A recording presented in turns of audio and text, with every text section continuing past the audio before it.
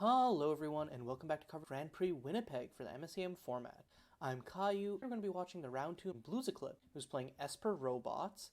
It is an artifact-based aggro, aiming to leverage powerful affinity-style threats like Observer of Aeons, and also simply the powerful suite of lords that artifact creatures have to and constructs. On the other side of the table, we have Alittleblank, who's also playing an artifact-based deck, but one that is quite different in its game plan. It's still a linear deck, but it's called Crazy Train, based around the titular Hellbent.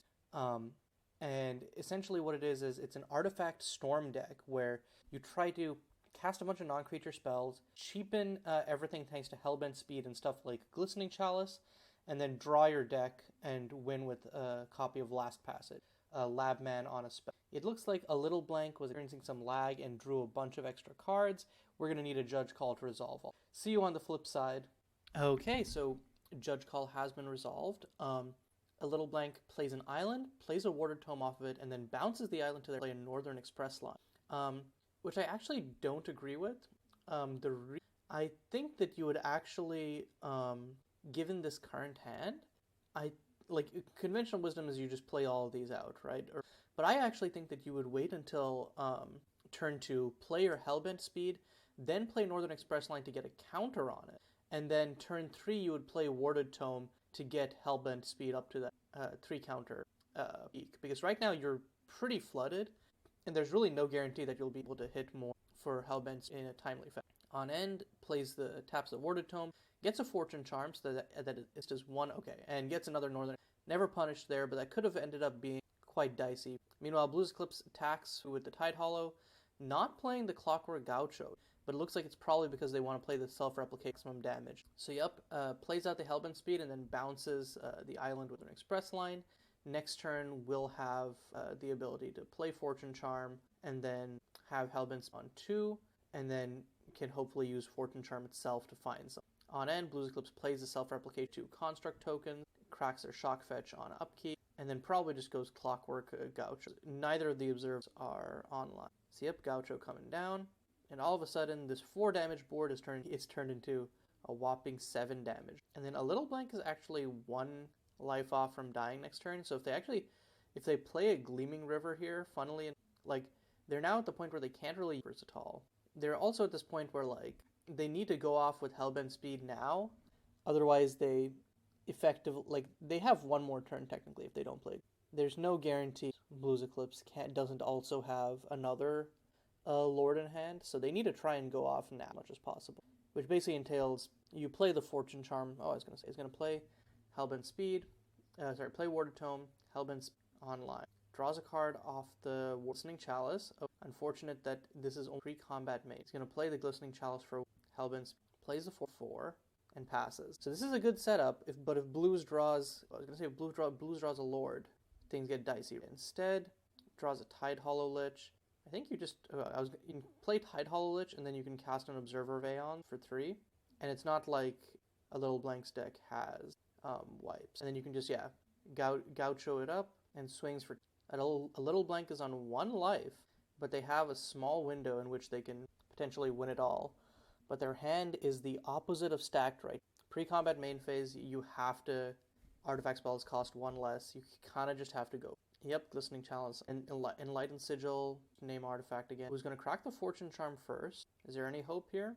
They need a Ride the Storm. Something to gas themselves back. Flawless... Well, it's not awful. It's not great, but it's not awful. So 1 mana Enlightened Sigil, naming artifact. And then you counterfeit on Tome. And then that'll put Hellbent speed up to... Flawless counterfeit copying Warded Tome. They have to hope to hit. If it's a land, it's for Enlightened Sigil.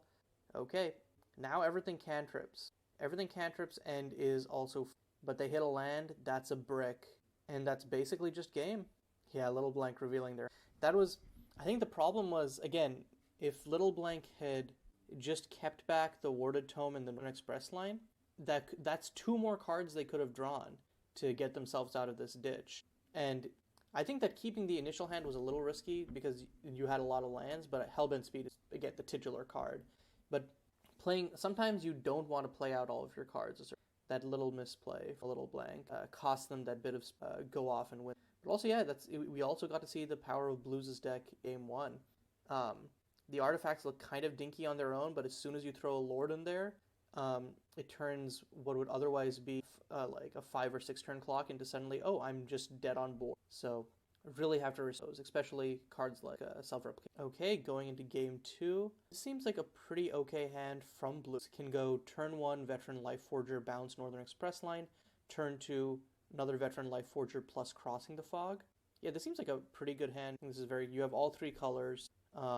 You have early threats, and you have card advantage. Meanwhile, Alittleblank's opener is very sus. I really don't think you can keep this one lander and pray that Alittleblank's gonna mulligan. This hand definitely more keepable because the Northern Express lines and the Eternal Reactor, I think, puts the Ride the Storm on the bottom. I really don't agree with that. Ride the Storm really helps you gas back up, I think, and is going to go turn 1 Warded Tome, Northern Express. Again, I think that this is a real mistake that Alittleblank is making. When you have the Hellbent speed in hand, you gotta slow roll it to get those counters. Especially since Alittleblank does not have other gas. They should have just waited until turn 2. And yeah, here, BluesEclipse's Northern Express line makes sense because it comes in tapped and it needs the blue mana too for crossing the... Okay, it looks like Alittleblank did bring in the Mysterious Coffer. Very good against tokens. Still pretty not bad against Blues' other cheap... And drawing a Last Passage as well. This is basically the win con of the deck and one of the cards that's made it a lot stronger. Because before you had to rely on nature beats, but now with Last Passage you just storm off and draw your entire... Plays out the Hellbent speed, Northern Express line to get a counter on it. This Mysterious Coffer draw really turned this. He's going to play Veteran Life Forger, Northern Express line for the Crossing the Fog. I think that playing the Veteran Life Forger... I think I would have Crossing the Fog first to see what I drew, and then played the... because I think that there's other potential. So this is a pretty free draw the Gaucho off the... Because yeah, Veteran Life Forger is going to attack in, and then off of the... you draw the Gaucho off of the... Also bounces the planes back for another Northern Express line. This gives 4 artifacts on board for Observe. And next turn, barring something strange happening, Blues is definitely just Gaucho. Though, Alittleblank could just go Mysterious Coffer, X equals 1, bounce both of the Veteran Life Forgers to buy themselves some time. I actually don't hate that play, especially since Blues has choked themselves on white mana. So yep, Mysterious Coffer coming down, Hellbent speed, and just passes.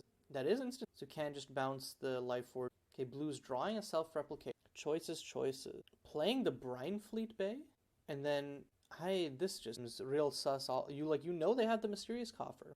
I think you playing the Brine Fleet Bay just seems... Yeah, I'm a little sus of that, because if they Mysterious Coffer on their turn for X equals 1 or X, I feel like you want that white mana up to immediately self-replicate and have a board. Alternatively, if in response to attacks Alittleblank and Mysterious Coffer, do you want it to be able to slam the Veteran Life?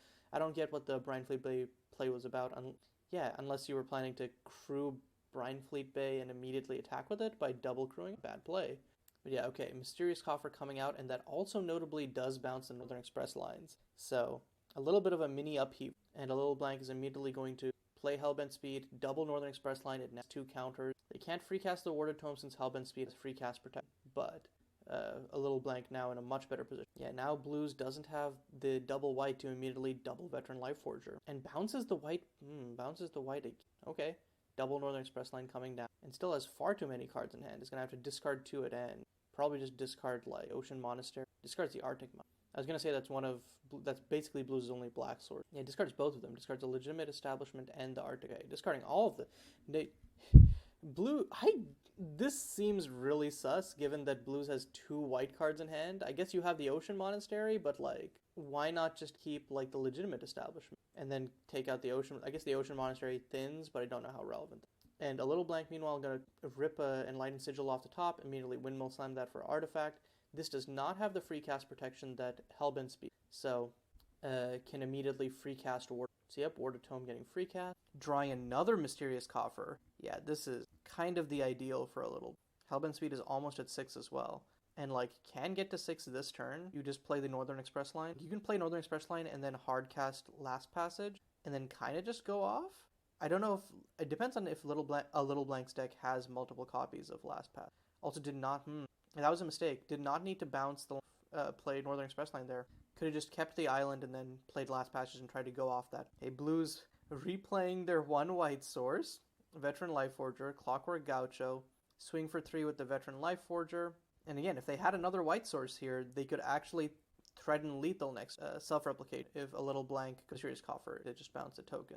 I'm saying if like they try to Mysterious Coffer to really go off there. You're going to play the free a Glistening Chalice off the top, free cast it, draws a card, another land. Still has the last passage though to draw a card and then filter through all of these. And again, if this is Little Blank's only win con, then that's an ouch.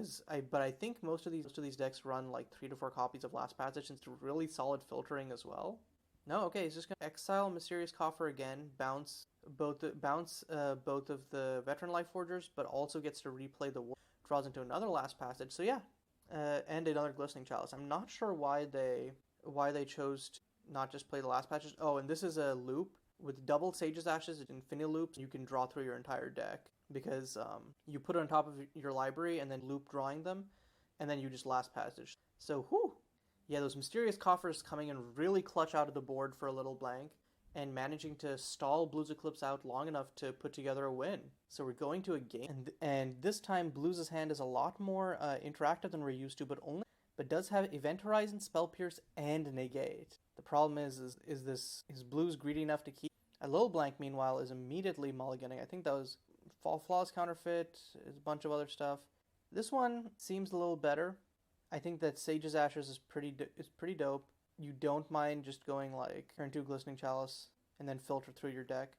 Like again, not having Hellbent Speed in your opener really changes the dynamic of how fast you can combo off, but it's not the worst. And Glistening Chalice is another reasonable cost reduction. Meanwhile, Blues searching for Sedate Tundra and then Marinton Raven Gulch. This feels like a really weird play and a kind of sad key. Meanwhile, a Little Blank plays Sage's Ashes in the Northern Special. My thought was you grab a blue-black duel and then you play Tidehollow Lich on 1. Because, like, you don't have any white cards and it's like, you want to be putting on pressure as fast as possible. Tidehollow Lich is going to be coming down and has Spell Pierce backup. Ride the Storm is a really great way for a Little Blank to gas up here after playing all these cantripping artifacts. And then, playing Glistening Chalice as a cost reducer. Blues getting a little flooded here, would really like some other actual gas. Can play the Intrepid here, and then I guess search for another utility land. The question is, does Blues want to tap out for the Intrepid here, or leave up the Spell Pierce and really signal? I'm surprised that Blues didn't actually counter that Glistening Chalice. Yeah, it looks like he still wants to keep up the Spell Pierce. A Little Blank drawing Sea of Skies Beyond, which in these kind of stormy decks is essentially a land that allows you to gas back up for free. Very, very strong. Interesting. So a Little Blank is going to tax non-artifact spells by 1. Again, the dynamic of that is kind of interesting because again, Glistening Chalice ends up being kind of a double-edged sword because you can cheapen their stuff and also the non-artifact spells cost 1 more. Rider actually does not matter as much. But yeah, they don't have that. Let's see, 1, 2, 3. Ride the Storm is going to cost 5. I really think that a Little Blank should have cast Last Passage there, and then next turn set up for, like, a Ride the Storm. Okay, Blue's going to go for another Tidehollow Lich. Swings in for another 2. And just going to really slow rolling this. I kind of wonder, why would you play the Tidehollow? I guess the reason to play Tidehollow Lich over the Intrepid is that you're worried that a Little Blank will Glistening Chalice and then your Spell Pierce will cost 2. Okay, that makes sense. Okay. Woof, and another Ride the Storm for a Little Blank. Yeah. It's going to be, if Blues can't put a faster clock, then a Little Blank is kind of just going to run away with the card advantage they're going to get from. Okay, a Little Blank deciding this Glistening Chalice cheapen everything. Free cast the city. So now that is a count of 4 for Ride the Storm. So can't just hard cast Ride the Storm 4. That, of course, will get countered by the Spell Pierce, almost certainly. But then it has the backup. Really matter. Okay, so it's going to activated one of the Sage's Ashes to top over there. Oh, yeah. And can Ashes loop because they have double Sages. Oh, that is pretty filthy. Okay, so yeah, they're just going to Sage of Ashes loop to gas up Sea of Skies Beyond to 10 creation counters immediately. Pretty not bad. And meanwhile, Blues drawing lands. The good part here, I guess, is that they can Intrepid while still holding up Spell Pierce. So there's something. And let's see, Transplanted Citadel costs 3 to activate. Okay, gonna grab Brine Fleet as another land base for 4 here.